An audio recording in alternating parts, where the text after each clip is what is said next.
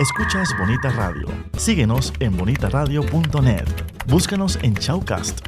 Descarga la aplicación XIIA Live para tu celular. Programa tu propia radio con podcast a través de iTunes e iVoox. En línea con tu mundo. Las expresiones vertidas en el siguiente programa no representan necesariamente la opinión de Bonita Radio. Las opiniones son exclusivas de sus autores. Bienvenidos a Puerto Crítico, un puerto seguro para la crítica, desde el amor y la alegría, desde el compromiso y la solidaridad. Un espacio de análisis y debate donde la ciudad y el pensamiento crítico son protagonistas. Bienvenidas y bienvenidos a Puerto Crítico. Estamos aquí en Bonita Radio, en Red Global, a través del internet. Y en este programa en Puerto Crítico, en Red Translocal. Ya que les habla Juan Carlos Rivera Ramos, alias Juanqui, desde San Juan de Puerto Rico. Y Miguel Rodríguez Casellas, desde Sydney, Australia. ¿Cómo estás, Miguel?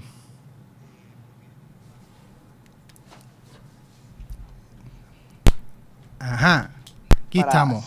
Miguel, programa, un abrazo. ¿Me escucha?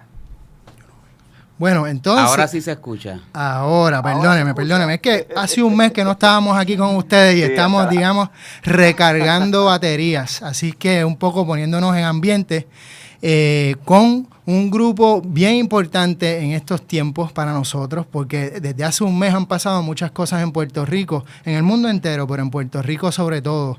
Y es que obviamente nos han caído encima con un montón de políticas neoliberales, políticas de austeridad, un supuesto informe Kruger y muchas cosas más que queremos discutir con ustedes. Así que hoy hemos decidido empezar una nueva, digamos, abrir este nuevo semestre de Puerto Crítico con un grupo que ha estado muy activo, un grupo que ha estado elaborando actividades muy creativas precisamente para no solamente hacer resistencia a este tipo de políticas, sino tal vez precisamente crear otra manera de imaginarnos la política. Y con nosotros están Acción de Pueblo y tenemos algunos de esos portavoces. Acción de Pueblo, la gente antes de la deuda ha sido el lema, y con algunos de esos portavoces son Alvin Couto, Michelle Collado, Ariadna Godró y Guillermo Rebollo Gil. Así que comenzamos con Alvin y con Michelle. Nosotros nos hubiera encantado tener ahora mismo el panel entero para poder cada uno de nosotros pues escucharnos y dialogar, pero ahora mismo lo que vamos a tratar de hacer es que en mitad del programa vamos a estar hablando con dos de ellos y después la otra mitad vamos a estar hablando con los otros dos de los cuatro. Así que bienvenidos a todos. Gracias. Ok, tal vez valdría la pena comenzar con los significados, ¿no? De qué es esto que estamos pensando y que hemos hablado y que se está haciendo, que se dice Acción de Pueblo. ¿Qué ustedes creen? ¿De qué se trata Acción de Pueblo y cómo se diferencia, si en algo, con otras iniciativas? Bueno, primero que nada, ¿verdad? Yo haría la aclaración que no es hace un mes que empezó este rollo. O sea, ciertamente, ¿verdad? Venimos arrastrando ya hace décadas una serie de problemáticas que en algún momento iban a convertirse en algo mayor, ¿verdad? Acrecentarse, a ser algo más significativo y menos tolerable. Así que básicamente Acción de Pueblo es una convocatoria. O sea, realmente lo primero que surge es una convocatoria a hacer algo. La preocupación que compañeros y compañeras, ¿verdad?, organizados que han hecho trabajo político antes, preguntándonos qué podemos hacer ante algo tan crítico, tan serio como lo que está pasando en el país. Así que primero que nada yo diría, ¿verdad?, que surge como una convocatoria hacia movilizarnos, ¿verdad?, de alguna manera, pero es una convocatoria que está bien llena de cuestionamientos porque básicamente la preocupación que tenemos es no seguir haciendo movilizaciones contestatarias constantemente, ¿no? Sino uno de los cuestionamientos que tenemos dentro del proyecto que empezamos, ¿verdad?, que estamos empezando a imaginar, que no es algo todavía, podemos decir que es nada concreto, pero básicamente una de las preocupaciones que tenemos es que hay que generar un trabajo a largo plazo.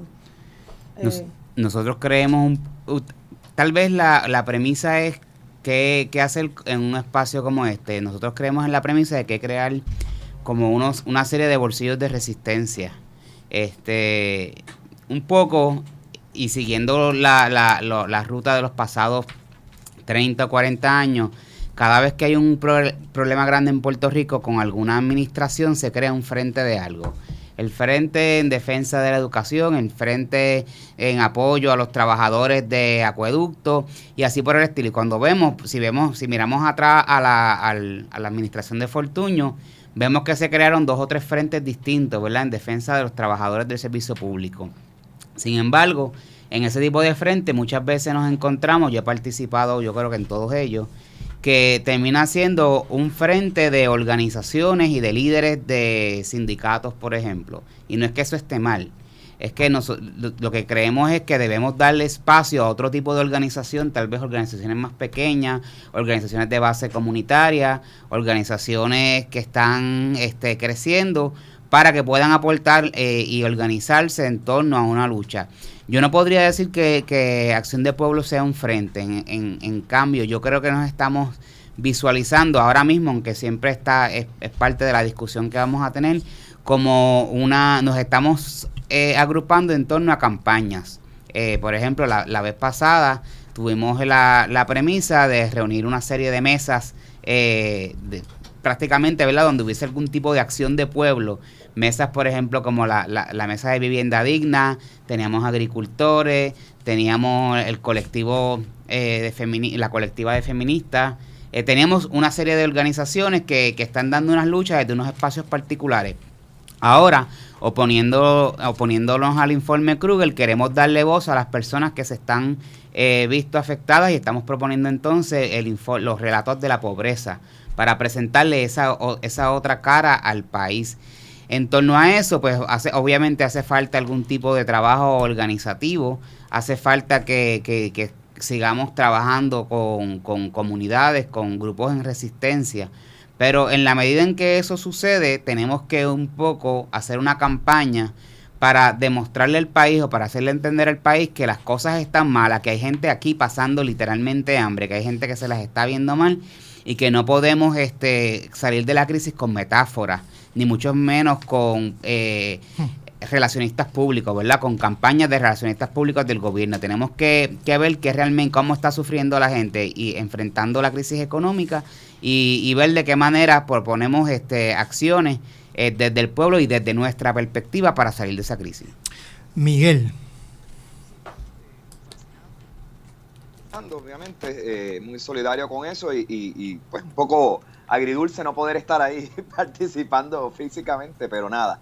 Dentro del apoyo y la simpatía que me produce estas organizaciones y estas gestiones, les pregunto, ¿qué obstáculos ven ustedes, digamos, en la forma como nosotros pues ocupamos el espacio, asumiendo que estos movimientos muchas veces pues giran en torno a ciudades o lugares donde hay convergencia ya física y demás?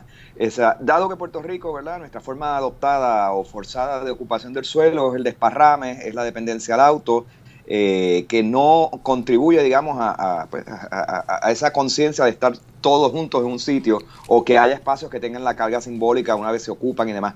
O sea, ¿tienen ustedes alguna estrategia, aparte de los ciclos de actividades y demás, que de alguna manera toma en consideración ese impedimento natural del territorio mismo? O sea, porque sí se habla del temperamento, que no protestamos, que si no nos levantamos, pero hay un problema estructural también en la manera como el espacio está dispuesto allí.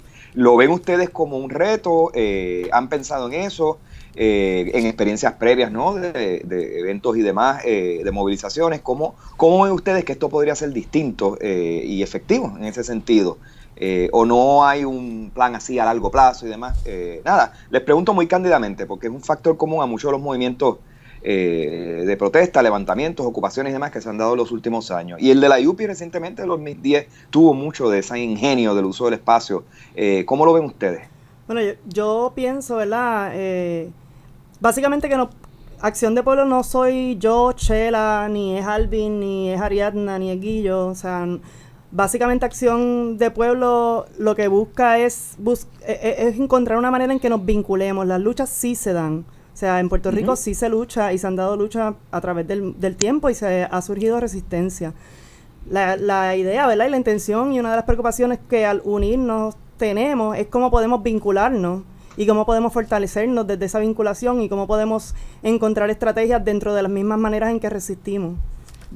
Así que en ese sentido, ¿verdad? Creo que por eso es que la propuesta es, más que nada, buscar cómo se trazan esas redes y esos nexos más allá de ¿verdad? De las redes sociales, etcétera, sino en la práctica, ¿no? Cómo podemos vincularnos, cómo podemos saber que la gente de Peñuela resistió así y le funcionó, que se pudieron comunicar de tal manera, que cosas le dieron resultado a la gente de Salinas, los pescadores de Salinas, etcétera, ¿no? Como que creo que básicamente la preocupación que estamos teniendo es cómo dentro de un espacio tan pequeño estamos tan desvinculados en la manera en que luchamos, en la manera que vivimos y en la manera en que resistimos.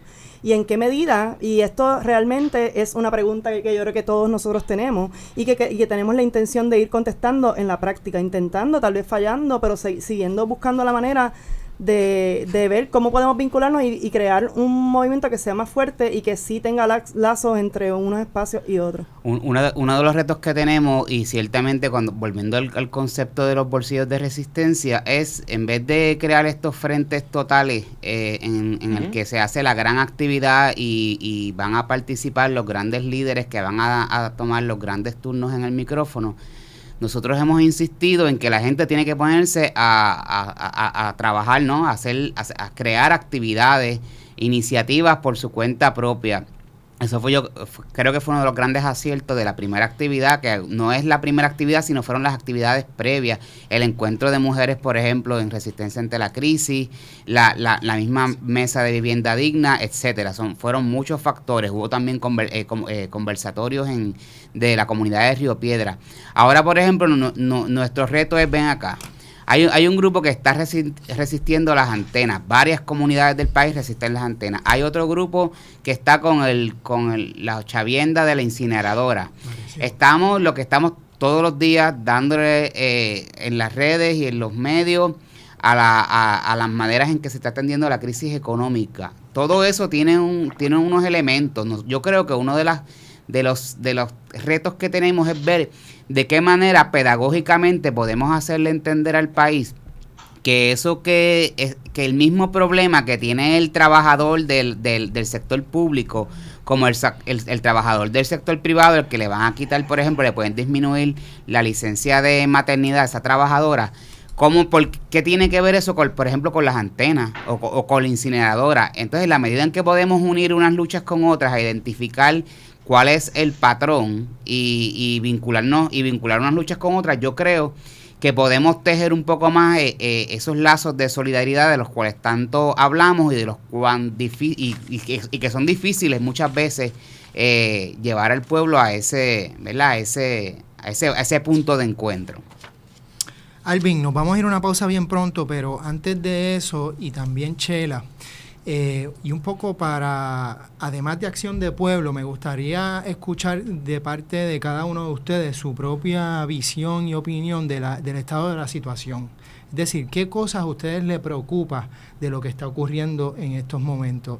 Obviamente uno puede decir todo, pero dentro de ese todo, ¿qué cosas les parecen que tal vez valga la pena enfatizar y tal vez pues otras cosas no necesariamente echar a un lado, pero sin duda echar un poco para atrás, reflexionar y ver en esto debemos enfatizar en estos momentos? Vamos a una pausa y regresamos en unos minutos a Puerto Crítico. Soy el licenciado José Ariel Nazario y les invito todos los miércoles a las 10 de la mañana a escuchar el análisis legislativo único, política, sociedad, economía y temas de actualidad de nuestra realidad puertorriqueña. Recuerde, La Previa, todos los miércoles a las 10 de la mañana por Bonita Radio, en línea con tu mundo.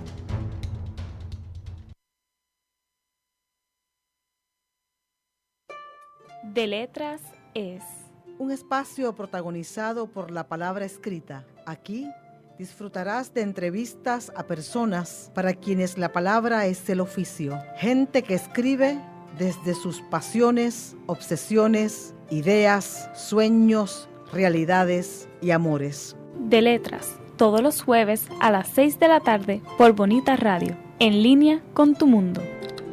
Chico, ¿qué tú haces? Aquí, a punto de ganar una subasta por internet. ¿Una subasta? Sí, chico. Voy a completar mi colección de figuras de acción en pocos segundos. No. Chico, ¿qué pasó? ¿Qué pasó? Otra vez se cayó el internet. ¡Qué chavienda! Ay, Dios mío. Buzzer, la nueva técnica que ofrece estabilidad al Internet con planes residenciales desde $19.95 y comerciales desde $59.95. Llámanos hoy al 200-3535. Buzzer Wireless Network. Dale estabilidad a tu Internet.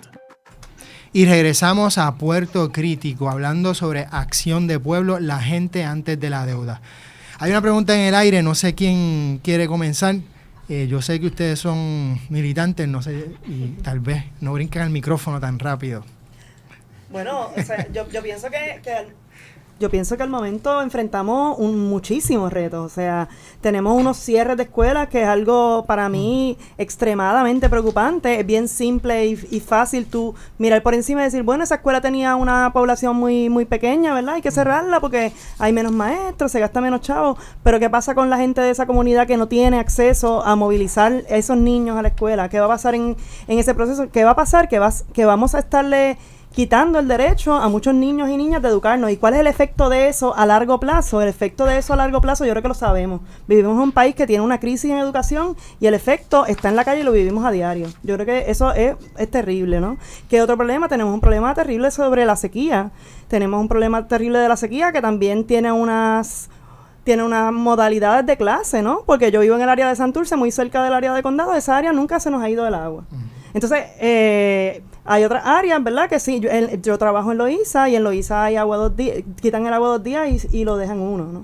Así que esa es otra problemática. Realmente yo creo que estamos en un momento en que todo nos está explotando. ¿Por qué? Porque se ha ido trabajando a través de parcho, porque aquí tenemos el problema del bipartidismo. Constantemente viene uno, propone unas cosas, quita las que dijo el otro y no hay trabajo tampoco a largo plazo de país. Aquí no hay una organización de país de ninguna manera. Así que, ¿qué me preocupa? Me preocupa hasta lo que hemos llegado y las soluciones que nos están dando en esta coyuntura. O sea, es una coyuntura, ¿verdad?, bien pesada, en la que nos vemos en una crisis bien dramática, pero sí todavía queda dinero para seguirle pagando millones de dólares a personas para que propongan cómo quitarnos más derechos, cómo quitarnos más posibilidades a la gente que vivimos en la calle. O sea, creo que eso más o menos contesta mi parte.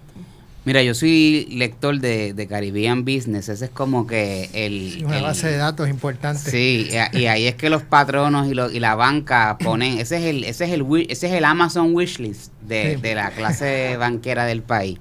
Y en la semana pasada ellos hicieron un editorial bien interesante en la manera en que se deben atender las leyes laborales en Puerto Rico. Y ellos están, más allá del editorial, que no quiero entrar en él específicamente, ellos hacen un reportaje en las páginas de la 14 a la 17 sobre todas esas leyes laborales que afectan la productividad. Ellos inclusive llegan a tocar la ley de la lactancia. Hay que afectar la maternidad. El salario, la gente se cree que el salario mínimo es el problema. El salario mínimo no se va a bajar en Puerto Rico, no todavía. Yo creo que podría eventualmente suceder. Pero hay una serie de leyes, por ejemplo, las leyes orientadas a la juventud, mira, pues una de las propuestas que hay pendientes, no toquemos entonces a los jóvenes, ¿verdad? A los viejos, con las leyes las leyes laborales que tienen ahora. Vamos a promover legislación laboral que permita que más jóvenes entren al mercado laboral, obviamente eliminando todas estas leyes. Y de esa manera esos jóvenes van a ser competitivos. Claro, vas a tirar entonces a los más viejitos a la calle, porque los patronos le va a ser más costo efectivo tener un chamaquito, una chamaquita en el trabajo que tener a la empleada que ya está protegida por una serie de legislaciones laborales. Y pagándole menos, obviamente. Pues para mí eso es peligroso. Y es peligroso porque cualquier medida que se vaya a implantar del informe Kruger, el momento es ahora. No es en el año de las elecciones, es los próximos 3 o 4 meses que tenemos por delante, o sea, la próxima sesión legislativa. De manera tal que ya cuando venga el año que viene, pues nos vamos a dedicar a las primarias y a todo el chichichija electoral. Es ahora. Y en ese sentido yo creo que un poco hay una necesidad de nosotros de crear conciencia sobre estas leyes que se van a afectar. Y ver de qué manera nosotros tenemos que insistir en que esta crisis, primero que hay que auditarla, hay que auditar toda esa deuda, hay que auditar, ver qué de esa deuda realmente es legítima Y la deuda que es ilegítima, ¿qué vamos a hacer con ella? ¿Verdad? No se paga, es una de las alternativas que proponemos muchos de nosotros. Y en torno a la deuda que sea legítima, la respuesta sería, bueno, pues hay que tener unas prioridades, como haría cualquier persona en su casa. Muchas veces tú ves a los economistas diciendo, la economía está tan chavada que vamos a hacer lo que hace cualquier ser humano, cualquier familia en Puerto Rico, y te dan el discurso de lo que haría un padre de familia o una madre de familia. Y lo tienen completamente malo. No es tan fácil como tú decir, uno viene, si uno recibe $1,000 al mes, no puede gastar 1,100. Claro, pero el gobierno siempre puede ajustar cuánto dinero va a recibir subiéndole los impuestos, por ejemplo, a las grandes empresas, ¿verdad? Uno puede jugar no solamente con el desorden estructural que tenemos, sino también en la posibilidad de crear riquezas económicas en el país.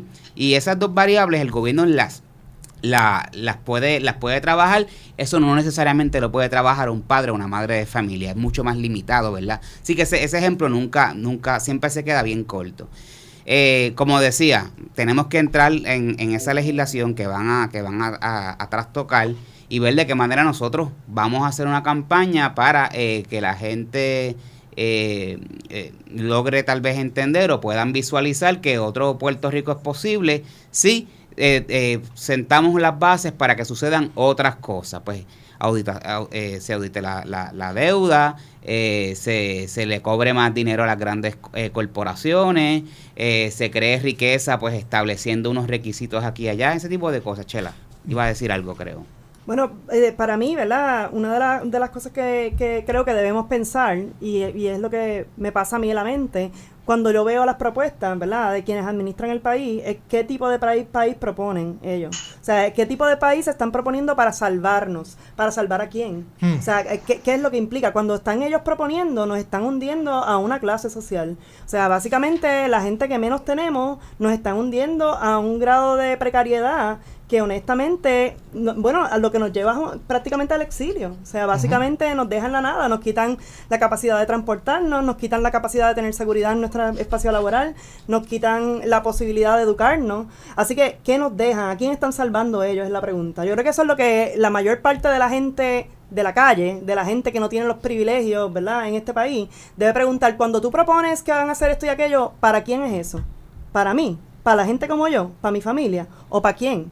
Para los que están guisando, para todos esos millonarios que llegan con exenciones ahora, como el dueño de Ciudadela, por ejemplo, que dicen que está comprando todo Santurce. El otro día yo estaba en esa área y un compañero me dijo, me voy a quedar sin trabajo porque este tipo se ha comprado todo por ahí para abajo. O sea, ¿para quién es ese país? Y yo creo que eso es lo que la mayor parte de la gente de este país debe pensar. El plan que esta gente que tiene el poder, que administra el país, ¿para quién es? ¿Para mí? Miguel. Sí, es evidente que la urgencia, o sea, en un primer plano, es cambiar la conversación, cambiar el discurso y las preguntas que nos estamos haciendo. Porque el problema que yo veo en la discusión es que sí, la indignación está y se expresa en muchísimos frentes o lenguajes y demás, pero en general mucho del consenso que escucho es contra el gobierno. O sea, que parte de toda la hostilidad contra el estado de bienestar, lo que sea que eso signifique, se está destilando contra el gobierno, pero la conversación no parece involucrar a toda esa macrológica de intereses privados internos y externos, que son los que están coordinando este estado de precariedad, como le estamos llamando. ¿Ven ustedes posibilidad de cambiar esa conversación? Porque me parece que mientras más nos quejamos, más el saldo es una actitud antigobierno, como si desmantelar el gobierno o la figura del Estado es la que va a resolver esto, que es precisamente lo que estos sectores quisieran que ocurriera. ¿Cómo ven ustedes ese problema, digamos, ese escollo, de que el odio inicial, la indignación se traduce en un antigobierno y antiestado como figura? Yo estoy de acuerdo completamente con Miguel. Yo creo que un poco insistimos en el gobierno porque es el facilitador de la empresa privada, ¿no? Y entonces nosotros, obviamente, nosotros tampoco somos antiempresa privada, ¿sabes? Yo creo que aquí puede haber pequeñas corporaciones o medianos comerciantes que podrían hacer mucho más por el país y no lo están haciendo. Lo que nosotros estamos diciendo es de qué manera se siguen dando una serie de concesiones, de exenciones contributivas, de arreglos legislados para que esto se pueda facilitar o se pueda abrir el mercado y eso realmente no redunda en mejores beneficios o mejor, o ¿verdad? Que se facilite el mercado laboral. Por ejemplo, una de las cosas que para mí más absurda me parece es que tanto en Estados Unidos como en Puerto Rico Walmart le dé a sus empleados unas lecciones de cómo coger el pan. Y a mí me parece como la corporación, una de las corporaciones más ricas del mundo, que produce más riqueza, le enseña a los trabajadores a poder tener acceso al pan. A mí, mi pregunta sería ¿por qué esta empresa no está redistribuyendo esa riqueza? Y no lo digo obviamente entrando ¿verdad? Cuestionando el que trabajadores que estén en la empresa privada tengan acceso al pan, sino ¿por qué? ¿Cómo es posible que la empresa que más capital genera en el mundo esté llevando a sus trabajadores y a sus trabajadoras a depender de las ayudas gubernamentales? Y a la misma vez esta empresa tiene un montón de exenciones y de guisos con los gobiernos que les permiten cada vez enriquecerse más. Y yo creo que eso el país lo tiene que comenzar a ver. Sí, coincido. Yo no sé si Chela tiene algo al respecto que decirle a lo que plantea Miguel, de cómo un poco entrar en la conversación y apuntar los cañones en otra dirección que no sea, ¿verdad? Que parezca que sea un ataque antigobierno. Bueno, de todo, o sea, mi punto al respecto de eso es que quien le posibilita a estos espacios privados, ¿verdad? Negarle derechos a los trabajadores o tener la posibilidad de desplazar comunidades completas es el propio Estado. El Estado es el que establece las reglas de la administración de la colonia. Claro, eso tiene otro problema. Somos una colonia. Quien le dice al Estado y al gobierno aquí cómo hacerlo, pues son los federales.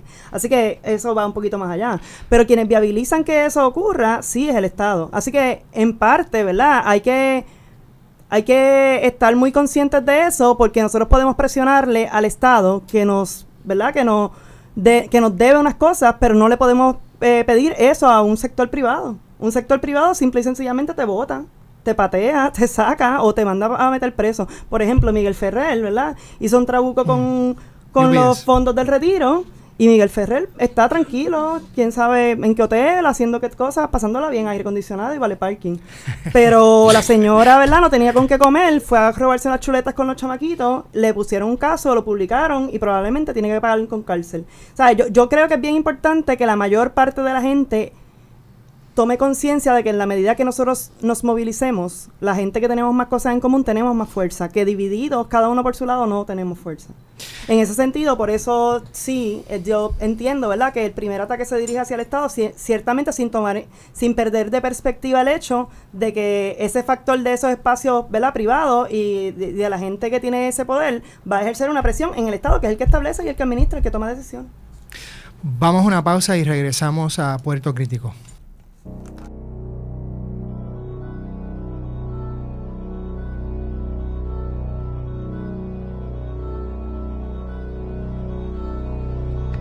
Llegó tu programa deportivo. Tu programa deportivo, donde escucharás lo que necesitas y deseas saber. El añadido.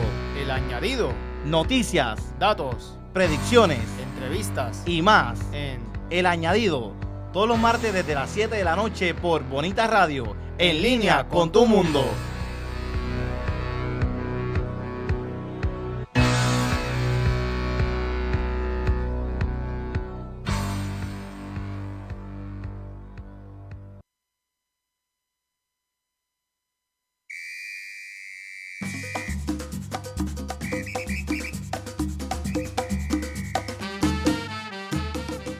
Saludos mis amigos, mi nombre es Oscar Villarini y es para invitarle a que estés conmigo todos los jueves a las 7 de la noche en Musicaliza por Bonita Radio, en línea con tu mundo.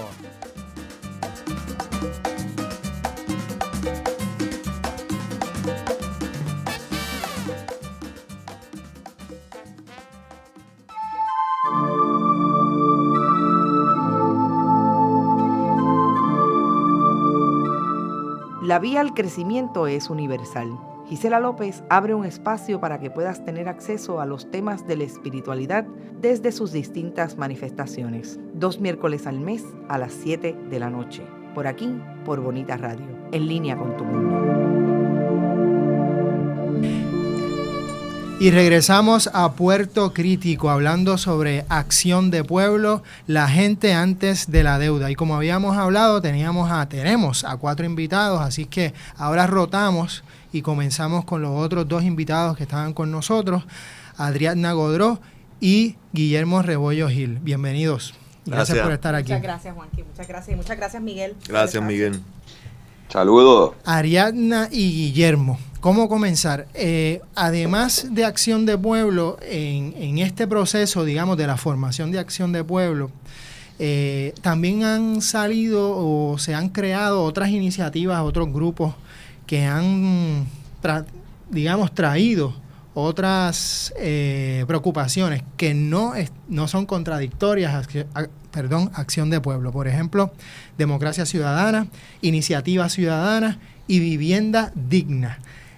Ustedes son uno de estos grupos y me gustaría, número 1, que me hablaran de la mesa de trabajo que han estado elaborando. Y número 2, ¿cómo ustedes ven el proceso de Acción de Pueblo y a la misma vez de la mesa de trabajo que están formando? ¿Cómo ustedes ven esa relación y cómo lo imaginan, digamos? Sí, mira, Acción de Pueblo funcionó también como un catalizador para muchas personas y muchas organizaciones y movimientos comunitarios que ya teníamos proyectos corriendo o que teníamos preocupaciones comunes que sí están relacionadas directamente a las medidas de austeridad.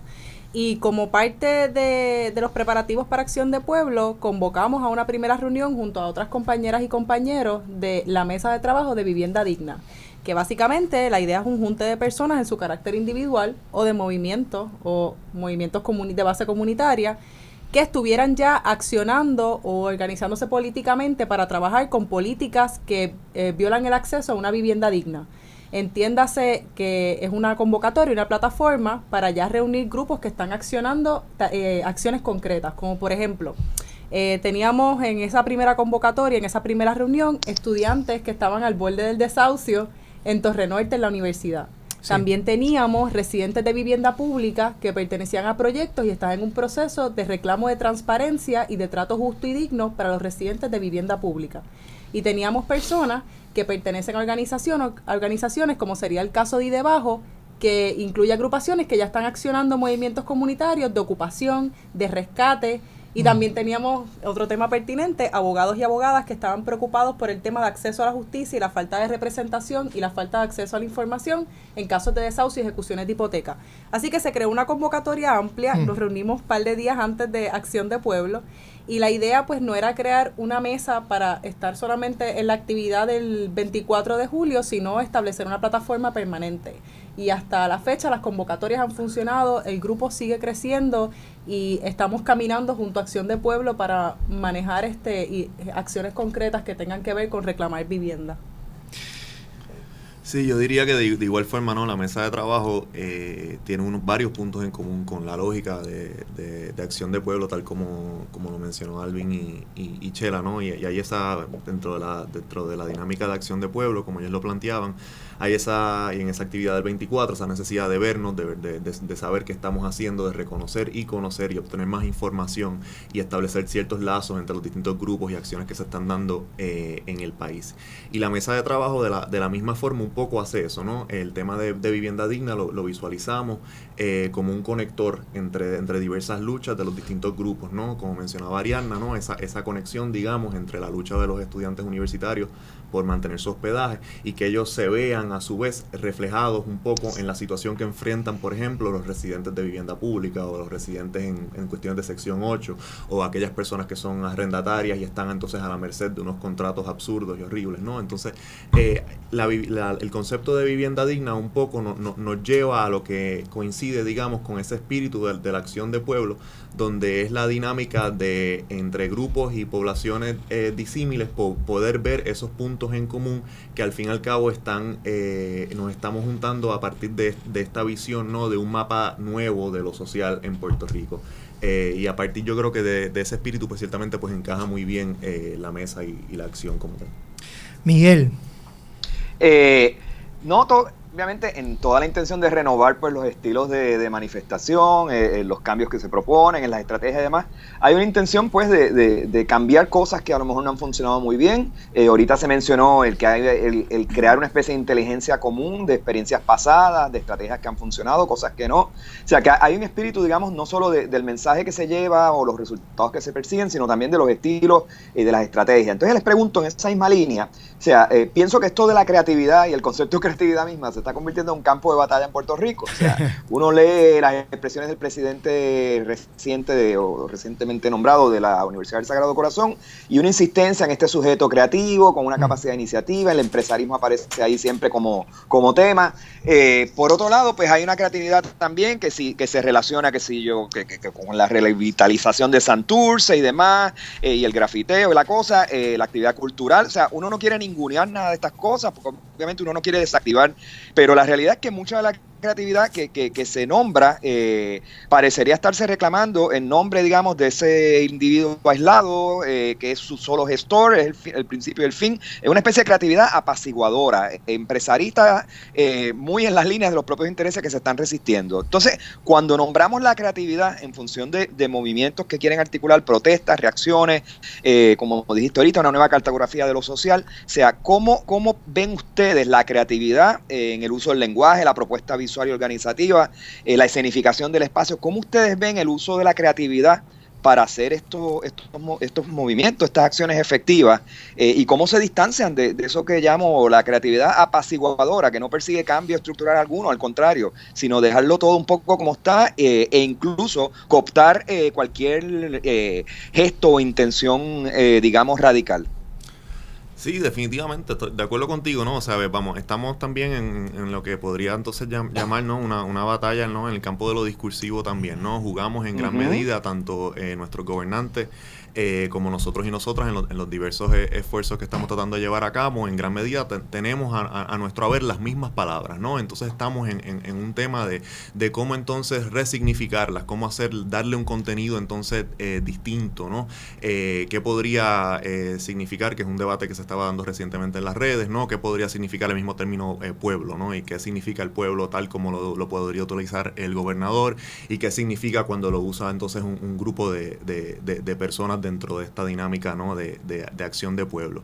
En la cuestión, ¿no? de la creatividad, entonces viene a ser, yo creo que es parte de la propuesta, parte de la plataforma, tanto de la mesa de trabajo como de grupo de acción de pueblo en general, en tanto lo que se ha ido articulando en las diversas reuniones, ¿no? de diversas formas por los participantes, por los y las participantes, es esta dinámica, esta sensación, y lo articulaba muy bien un compañero anoche, de hecho, de venir a partir de una serie de fracasos, ¿no? Y el compañero hablaba, ¿no? Pues yo llevo tantos años en distintos movimientos organizados, en cantidad de luchas, y cuál podría ser el saldo, ¿no? De todos esos fracasos sumados, ¿no? Y qué significa. El compañero hablaba y decía, ¿no?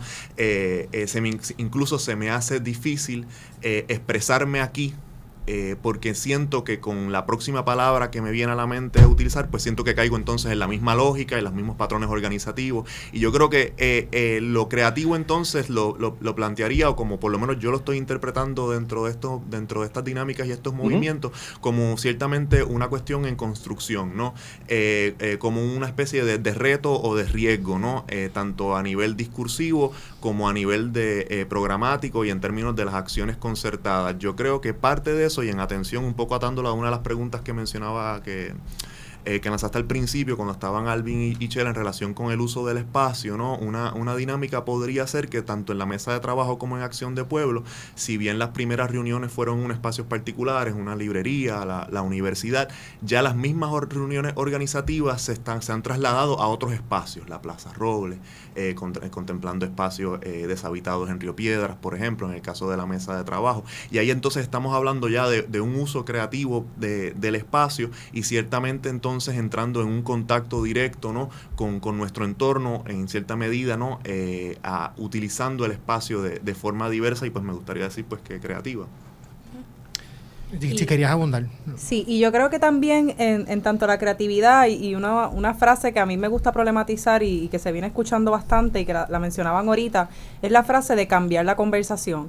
Y se nos deposita a nosotras y nosotros ese peso de cambiar la conversación, y yo creo que en cierta medida también una invitación a no seguir permitiendo que el gobierno nos siga cambiando la conversación y nos siga apalabrando lo que está pasando en términos de bonistas, en términos de pactos, en términos de promesas, en términos de acuerdos unilaterales o bilaterales, y que se nos dé a nosotros entonces el chance de decir, no me vas a seguir cambiando la conversación que tú has puesto en tus términos, que has señalado quiénes son los interlocutores, a la cual nosotras y nosotros no hemos estado invitados, y que se apalabra solamente cuando va dirigida a nosotros para decirnos mantengo, o decirnos los pobres son los culpables, o decirnos va a la cárcel el que se roba pasta de dientes, o va a la cárcel la que roba chuleta, y nosotros decimos no nos vas a seguir cambiando la conversación y te la voy a poner en mis términos.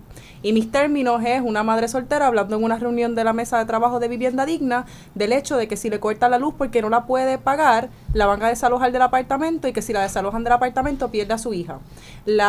Apalabrarla en términos de una persona que va a Acción de Pueblo y dice yo no pertenezco a ninguna organización y estoy aquí porque tengo hambre, no tengo trabajo, tengo 3 part-time y me debe todo el mundo, y el casero no me entiende. Y yo creo que parte del reto de esa creatividad es nosotros, y tiene que ver mucho con la actividad del 6 de septiembre que vamos a estar celebrando en Acción de Pueblo, es buscar la manera en la que nosotros vamos a relatar lo que está pasando. Y yo creo que esa es la invitación. Sí, bueno, a eso yo iba, así que ya Ariadna entró en ese tema, y precisamente yo creo que sin duda es un reto fundamental. Como tú bien dices, Miguel, ha habido toda una estetización de la violencia en los últimos años, desde graffiti, desde el uso del término creatividad, desde tantas otras cosas que al fin y al cabo pues acaban, digamos, en un desplazamiento de la población. Y en Santurce tal vez es uno de los ejemplos más claros. Y un poco pues cómo nosotros le viramos la tortilla y también politizamos entonces ese proceso, obviamente informados y orientados con la justicia social y con todas unas luchas que se están dando y unas realidades que se están viviendo día a día. Y ya que Ariadna lo mencionó, y era la próxima pregunta que yo iba a traer, que precisamente esta creatividad también se refleja es más, no sé si usemos ya esa palabra, o sí usémosla, que no nos cambien la conversación, para hablar de la actividad del 6, porque han elaborado, me parece, unas intervenciones que van a ser muy más, no solamente simbólicas, sino muy fuertes, y sí, hay que decirlo también, creativas, que le van a dar una dirección importante a la lucha, digamos, a este proceso y a estos nuevos discursos que están saliendo. Así que no sé si pueden elaborar un poquito más sobre los informes del hambre. Sí, mira, pues la segunda convocatoria de Acción de Pueblo va a ser el domingo 6 de septiembre. Vamos a estar a las 10 de la mañana en el Viejo San Juan. Vamos a tener un mini recorrido performático. Y se le dio de nombre a la actividad, con esta cosa de que no nos cambien la conversación, los informes del hambre y los relatos del hambre. Y en gran medida pues ha sido porque el referente, y de nuevo la conversación, los términos que nos planteó el gobierno y los desarrollistas, ahí estoy totalmente de acuerdo con Miguel en que no es el gobierno nada más, nos lo plantearon en términos del informe Kruger, y prendemos la televisión y el informe Kruger, y el informe Kruger va a determinar lo que va a pasar en la Asamblea Legislativa en la próxima sección, y va a determinar cuál va a ser la realidad de nosotras y nosotros los próximos, sabe nadie cuántos años. Y yo creo y creemos en conjunto que el referente tiene que ser la gente, y la gente en su carácter individual y colectivo. Y para eso se convoca la actividad de Relatos del Hambre, donde las personas van a tener la posibilidad, vamos a tener unos micrófonos abiertos en la plaza como parte de la actividad, y las personas van a tener la actividad de tomar unos minutos para explicar cuáles son sus condiciones actuales. Como parte de la actividad vamos a tener un grupo de relatoras y relatores que se van a dar la tarea de recopilar esos testimonios y crear un nuevo referente que va a ser un informe, que van a ser esos informes del hambre y que van a servir para establecer una conversación franca acerca de esos temas incómodos que todos hablamos en la trastienda, pero nadie quiere denunciar en el espacio político. Como por ejemplo, la realidad de que tenemos hambre, en términos concretos. No hambre espiritual, no hambre metafísica, no hambre en términos de creatividad sexy de vamos a hacer un mural, sino que tenemos hambre materialmente. Tenemos hambre. El corned beef vale $6 y hay hambre. Las neveras están vacías. Y a mí me sorprende mucho, ¿verdad? En esta labor de ir a muchos sitios a hablar con mucha gente, que la gente está bien dispuesta, por ejemplo, a decir, mi papá me caía a palos cuando chiquito. Pero la gente no está dispuesta a decirte, yo abro mi nevera y no tengo queso ni pan para hacerle un sándwich a mi nene, porque nos dijeron que hablar de la pobreza está mal. Y hay que empezar a hablar de esa hambre en términos concretos y materiales, de la falta de ropa, de la falta de casa, de que tú sabes, qué pánico me da no saber qué voy a hacer mañana. Y queremos darle la oportunidad a la gente, no solamente por ventear, sino porque la palabra, la cuestión de palabrar es esencial y es importante, y va a haber otro componente que quizá Guillermo pueda abundar un poquito más con las maletas y el componente performático. Sí, también yo creo que no, parte de esta cuestión es darle un poco de especificidad, ¿no? al término crisis, ¿no? O sea, ahora mismo recién veía de un festival cultural que entonces el tagline, ¿no? El hashtag, lo que sea, es escribir en tiempos de crisis, tú sabes. Entonces ya la hemos vaciado de contenido totalmente, donde entonces se convierte hasta una cuestión de marketing, ¿no? Y un poco esta actividad me gustaría pensar que responde a eso, ¿no? Como decía Ariana, ¿no? Esa especificidad de esas historias según vividas por las personas, traídas, ¿no? al foro público, traídas a la luz, y en un acto de solidaridad, en ese sentido de que nosotros vamos a ser tanto las personas que van a tomar ese micrófono, como las personas que van a estar haciéndole coro a esos relatos, como las personas que van a estar transcribiendo esos relatos, como entonces vamos a luego a presentar, ¿no? ese gran informe hecho de múltiples relatos del hambre, ¿no? Y un poco también sacar, ¿no? A mí el nombre Kruger no va a quedar en la infamia, ¿no?